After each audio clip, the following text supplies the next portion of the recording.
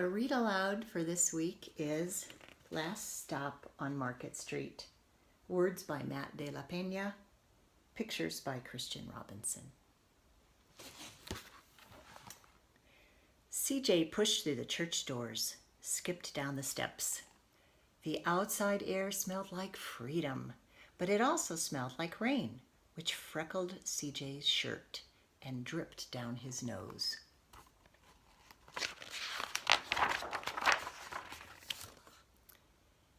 He ducked under his Nana's umbrella, saying, "How come we gotta wait for the bus in all this wet?"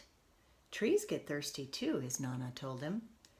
"Don't you see that big one drinking through a straw?" CJ looked for a long time, but never saw a straw. From the bus stop, he watched water pool on flower petals, watched rain patter against the windshield of a nearby car. His friend Colby climbed in, gave CJ a wave, and drove off with his dad. "Nana, how come we don't got a car?"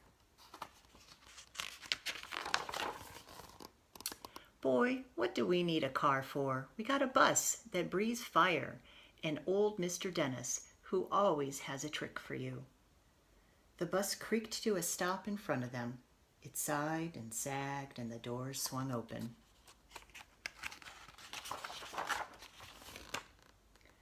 "What's that I see?" Mr. Dennis asked. He pulled a coin from behind CJ's ear, planted it in his palm. Nana laughed her deep laugh and pushed CJ along. They sat right up front. The man across the way was tuning a guitar. An old woman with curlers had butterflies in a jar. Nana gave everyone a great big smile and a "good afternoon." She made sure CJ did the same.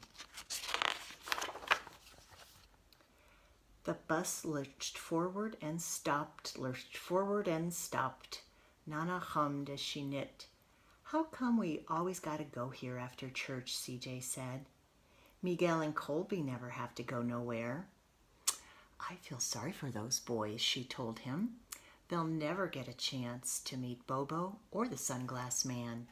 And I hear Trixie got herself a brand new hat." CJ sat at the window feeling sorry for himself. He watched cars zip by on either side, watched a group of boys hop curbs on bikes. A man climbed aboard with a spotted dog. CJ gave up his seat.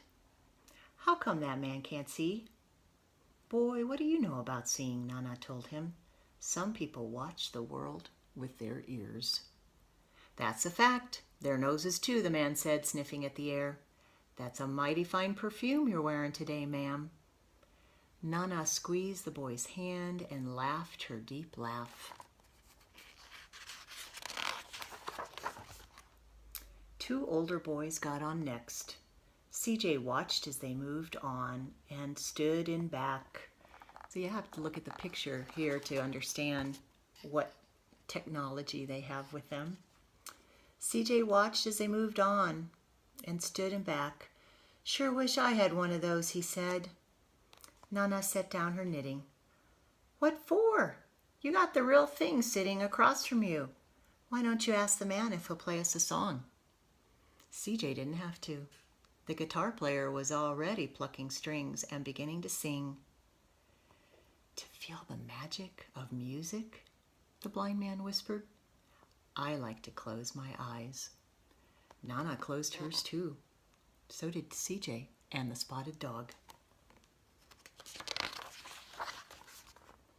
And in the darkness, the rhythm lifted CJ out of the bus, out of the busy city. He saw sunset colors swirling over crashing waves, saw a family of hawks slicing through the sky, saw the old woman's butterflies dancing free in the light of the moon. CJ's chest grew full and he was lost in the sound, and the sound gave him the feeling of magic. The song ended and CJ opened his eyes. Everyone on the bus clapped, even the boys in the back. Nana glanced at the coin in CJ's palm. CJ dropped it in the man's hat. "Last stop on Market Street," Mr. Dennis called. CJ looked around as he stepped off the bus.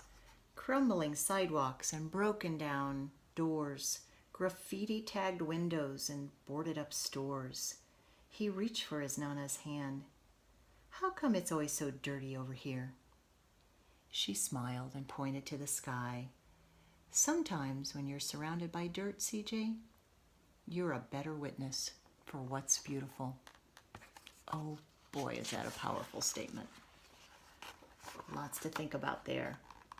CJ saw the perfect rainbow arcing over their soup kitchen. He wondered how his Nana always found beautiful where he never even thought to look. He looked all around them again, at the bus rounding the corner out of sight, and the broken street lamps still lit up bright, and the stray cat shadows moving across the wall. When he spotted their familiar faces in the window, he said, "I'm glad we came." He thought his Nana might laugh her deep laugh, but she didn't. She patted him on the head and told him, "Me too, CJ. Now come on." All right, so I know you've read this book. I know you've written about it. We're looking at it through a different lens. Certainly, you can reconsider the language and the critical literacy piece. Oh my gosh, I can see so many pieces here. Beautiful use of language and descriptive adjectives, metaphors, imagination is great. But this week in particular, we're going to think about this with respect to cultural authenticity and some of the features that are addressed around that in your reading. So think about this same book that you're becoming more familiar with. We even know a lot about the author. We had an author interview, so it's pretty cool. We'll delve deeper and look at this book and consider it with the lens of cultural authenticity.